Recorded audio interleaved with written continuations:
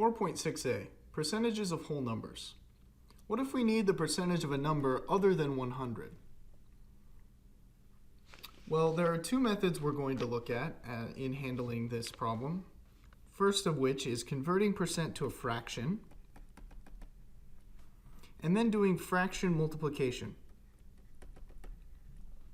The second method is converting percent to a decimal and doing decimal multiplication. Let's go through these methods in the examples. So example 1, what is 15% of 20?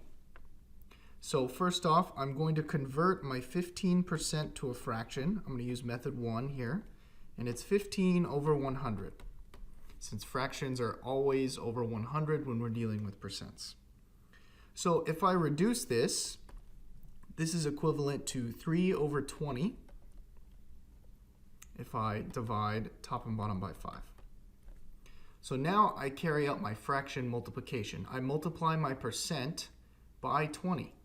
So 3 over 20 times 20, and 20 is actually 20 over 1, ends up being 3 times 20, 20 times 1. The 20s cancel because it's like multiplying and dividing by 20, and I'm left with just 3 over 1, or 3.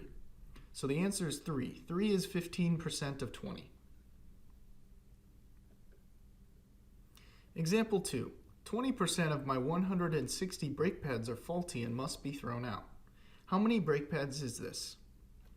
So in this example, I'll use method 2 and convert 20% to a decimal, 0.20.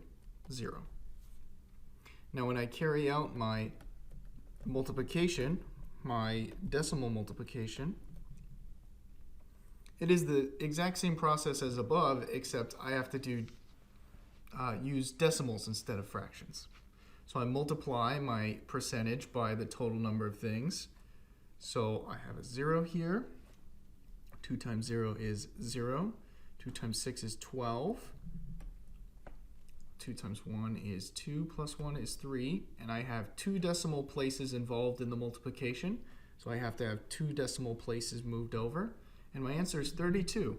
So 20% of 160 ends up being 32.